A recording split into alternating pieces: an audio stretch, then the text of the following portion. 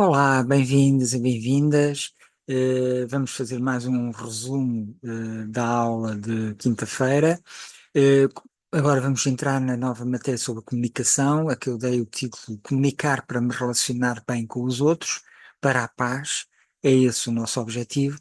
Mas antes de entrar propriamente neste tema, vou contextualizar como é que ele aparece. Os meus alunos dos anos anteriores sabem e lembram-se provavelmente, mas eu vou para os novos alunos e também vou acrescentar coisas novas, e, portanto, vou fazer essa contextualização.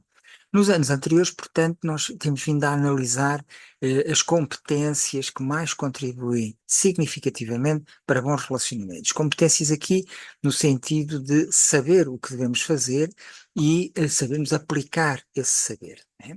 Essas competências são essenciais no trato, quer com crianças, quer com adultos, quer connosco próprios. Portanto, eu centrei-me mais nas crianças porque estava a participar e continuo a participar na campanha Nem Mais Uma Palmada do Instituto de Apoio à Criança, que já vos falei, mas creio eu que já vos falei, pronto. Se não, falarei mais à frente. Mas elas servem para o trato com todos, incluindo connosco próprios. E porquê? Por uma razão simples. Todos somos seres humanos e, como tal, todos merecemos ser bem tratados. Ok? Em relação, portanto, a cada pessoa, o que eu proponho é que nós nos disponhamos, em primeiro lugar e sempre à frente de tudo, a amar a pessoa ou criança e a mostrar afeto. É claro que isto é um objetivo, ambicioso.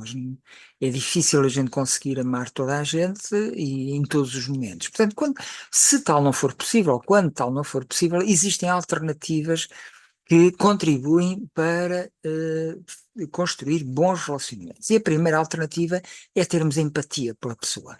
Empatia, o que é que significa? Pormos-nos no lugar da pessoa, sermos capazes de perceber emocionalmente e cognitivamente o que a pessoa está a sentir, por aquilo que a pessoa está a passar.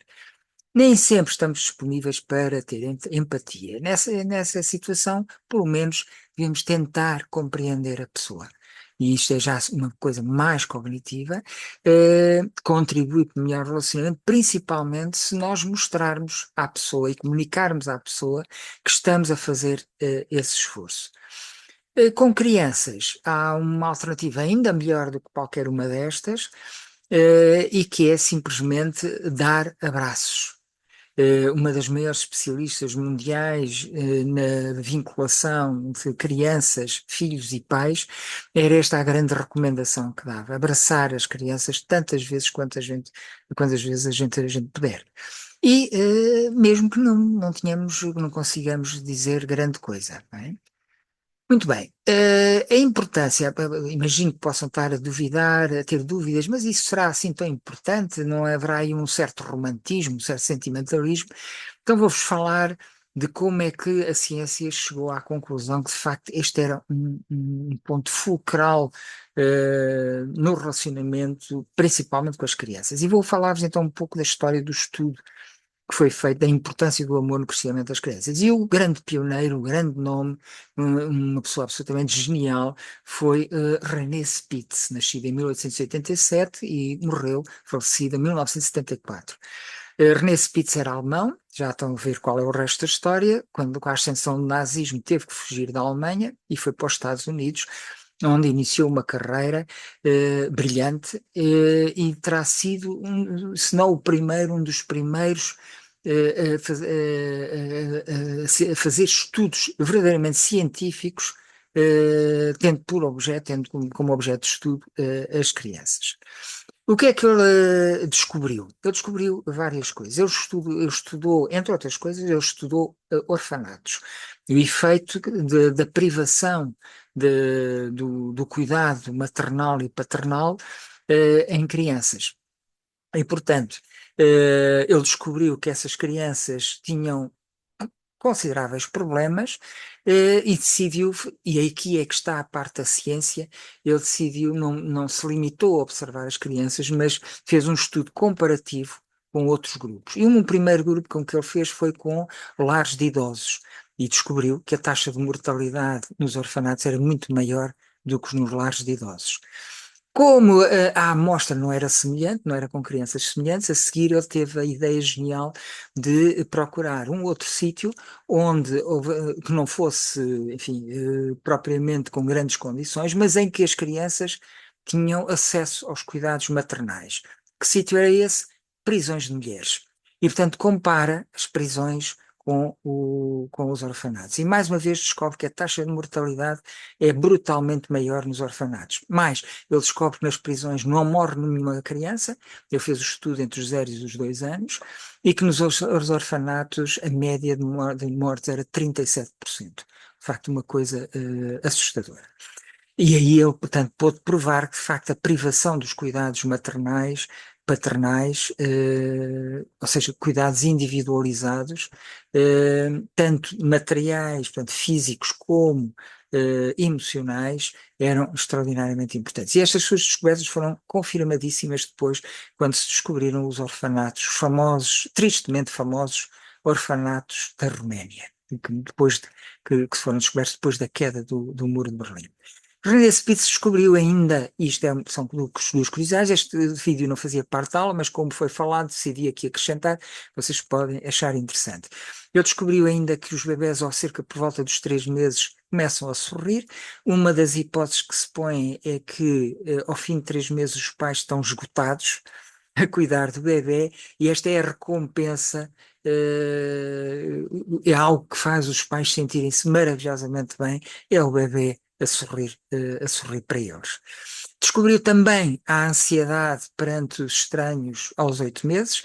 A criança, por volta dos 8 meses, e pode-se estender até aos 2 anos de idade, estranha pessoas que não sejam os mais próximos, a mãe e o pai. Normalmente os pais não procuram contrariar isto, mas é algo que a mesma natureza providenciou. E providenciou para quê? No fundo, isto marca o princípio deles começarem a aprender a distinguir entre o que é seguro e o que é inseguro. Claro, o que é seguro que está associado à mãe, ao pai, ao irmão, e o que é inseguro, que é a pessoa que não conhece de lado nenhum. Nós temos de ter cuidado quando nós vamos contra a natureza, quando nós obrigamos, por exemplo, neste caso, quando obrigamos as crianças a serem afáveis e a receberem beijinhos e abraços de pessoas estranhas, porque podemos estar a treiná-las para isso mesmo. E se calhar não queremos. Nós não queremos que as nossas crianças andem aos beijinhos e aos abraços ao primeiro adulto que lhes apareça pela frente. Portanto, temos de ter cuidado quando treinamos as crianças para algumas coisas, para nos obedecerem a algumas coisas, pensarmos em que é que estamos, para que é que as estamos a treinar. Portanto, o René Spitz estudou então os orfanatos e comparou com os de idosos e com prisões, viu aí de facto a taxa de mortalidade ser muito maior nos orfanatos, em consequência, portanto, da falta de cuidados físicos e emocionais, que são essenciais, ele descobriu que são essenciais para a sobrevivência saudável dos bebés. Sem essa experiência de amor, um amor que tem que ser essencialmente físico, por exemplo, quando a gente pega o colo, quando embala, etc., mas também, evidentemente, emocional, o corpo conclui que há poucas hipóteses de sobrevivência e muitas hipóteses de ser um peso para o grupo. E o que é que ele faz? Decide fechar para não pesar ao grupo. E o fecho do corpo pode começar por ser temporário, coisa temporária, a criança não sobrevive, mas não cresce nem física, nem cognitiva, nem emocionalmente. É claro que se durar muito tempo, este temporário for muito longo, o dano psicossomático, em termos, portanto, mentais e físicos, pode tornar-se permanente. Ou então, o corpo pode acabar por decidir mesmo fechar em definitivo e a criança morre por essa falta de cuidados. A criança está saudável, mas morre. São os tais 37% que eu falei há bocadinho. Acontece isto também com os animais. As crias que não têm, que são mais fracas, normalmente acabam, mesmo quando conseguem beber, mamar da mãe, muitas vezes morrem. Então é uma situação que é semelhante, ao dos seres humanos. Que marcas é que isto traz para os que sobrevivem? Bom, vou-vos dar alguns exemplos. Primeiro, é um QI reduzido para a idade. O QI normal é considerado 100%. Nestas crianças pode ir para a ordem dos 70%. Portanto, um déficit de QI, de facto, elevado. Tamanho da cabeça, dramaticamente mais pequeno. É mesmo significativamente mais pequeno. Porquê? Porque houve áreas do cérebro que não se desenvolveram. Essas áreas do cérebro desenvolvem-se perante o estímulo do meio ambiente. Faltando o estímulo, elas não se desenvolvem. É um bocadinho como os nossos músculos. Nós, se trabalharmos os músculos, eles desenvolvem-se. Se não trabalharmos, eles atrofiam. É exatamente a mesma coisa. Um exemplo de uma terceira marca, as ligações mentais entre o contacto humano físico, conforto, prazer e confiança, não se estabelecem. Isto é, quando o bebê tem fome, chora, a mãe pega-lhe ao colo, dá-lhe de comer, embala, o bebê, e isto repete-se várias vezes ao dia, né, durante muitos dias, semanas, às vezes meses, muitos meses, reparem que são experiências em que há um contacto humano físico. Isto tudo acontece sempre associado e, portanto, acaba por ficar ligado na cabeça do bebê. Conforto porque ele deixou de ter fome, prazer porque sabe bem o leitinho da mamã e confiança porque sabe que a mãe vai cuidar dele. Ele chora, mas sabe que a mãe lhe vai dar o alimento. Ao não haver estas ligações mentais, não se estabelecer estas ligações mentais, o que acontece é que no resto da vida, provavelmente a criança, o futuro adulto, passará a ter uma certa retração social e são pessoas, portanto, desconfiadas, pessoas que não se dão, pessoas que têm dificuldades em gostar e ser gostada pelos outros. Tudo isto não por culpa delas, mas por falta dos devidos cuidados no devida altura, na infância. Uma outra marca é, muitas destas crianças sofrem de hiperatividade e depressão. E às vezes na mesma criança, não ao mesmo tempo, mas na mesma criança. E isto vai piorar, as dificuldades que elas têm de socializar com os outros que não sofrem destes problemas. Portanto, isto vai dificultar ainda mais, os relacionamentos que poderiam fazer, um desenvolvimento saudável do cérebro e que assim não vai acontecer. Outras consequências que pode advir desta falta de cuidados podem ser claramente fisiológicos, para além daquilo do tamanho do cérebro, mas ao nível do corpo mesmo. E um exemplo, por exemplo, que me chamou a atenção, as dificuldades em descodificar o que houve. E, portanto, não memoriza o que lhe é dito. O que é que acontece com estas crianças? São crianças que aparentemente têm comportamentos de oposição, são teimosas, mal criadas, que não fazem aquilo que lhes é mandado. Elas não fazem aquilo que lhes é mandado porque não conseguem, primeiro, descodificar a ordem e, em segundo lugar, não conseguem lembrá-la. São crianças que têm dificuldades, portanto, especiais nos estudos e precisam de uma atenção especial, usar técnicas que compensem esta falha que é puramente fisiológica, mas que foi devida à falta de cuidados. Isso encontrou-se muito precisamente nos órfãos que vieram da Roménia, um tipo de doença que se encontrou bastante neles. Ou uma última referência a marcas é que os resultados desta privação que tenho estado a falar podem ser atenuados, alguns deles podem ser atenuados, mas não eliminados. Isto é que tanto se refere às capacidades cognitivas e emocionais, como também às motoras.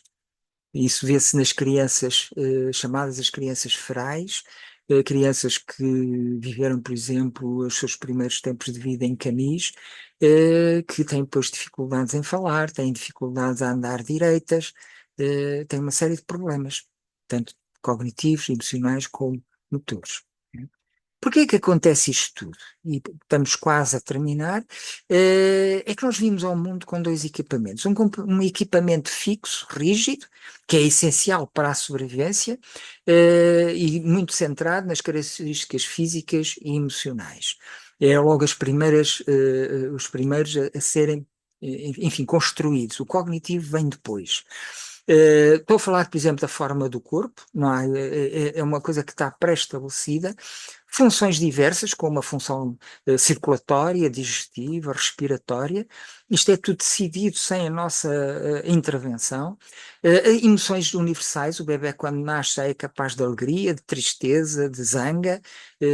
Porquê? Porque as emoções são a maneira mais rápida que a natureza encontrou aqui no planeta Terra de comunicar, de comunicação entre seres vivos que não têm o recurso à linguagem. Portanto, temos esse equipamento básico e essencial e que dificilmente pode ser mexido. É um equipamento necessário para garantir a nossa sobrevivência pessoal e a da espécie. Mas existe também um outro equipamento, ele é básico, mas é que é a experiência que o ativa. Que esse equipamento produz características em potencial. Portanto, através da ativação dos genes, que é feita através da experiência, daquilo que acontece ao bebê, isso vai ativar e desenvolver determinadas áreas do cérebro.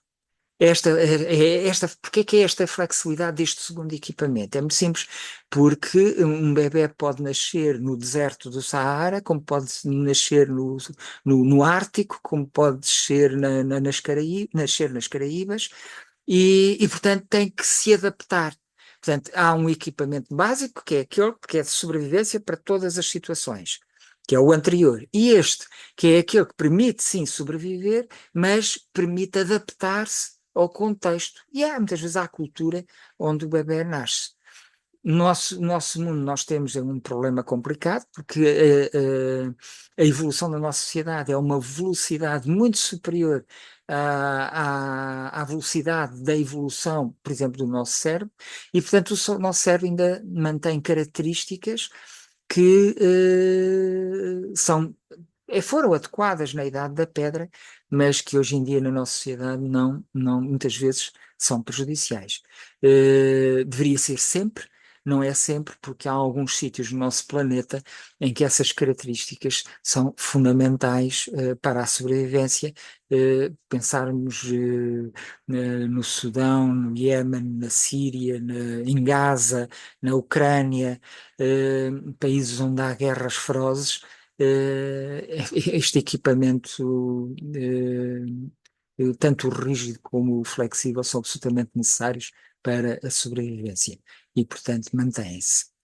E pronto, chegámos ao fim desta aula. Agradeço a vossa atenção, desejo-vos um bom fim de semana, com saúde, alegria, paz e tudo de bom. Enfim, corra tudo bem. Até a nossa próxima aula, que, lembro, será desvendando novos sentidos, em que vamos conversar sobre a primeira crónica do livro de Olivia Jorge, em todos os sentidos. Até lá, tudo bom para vocês. Obrigado.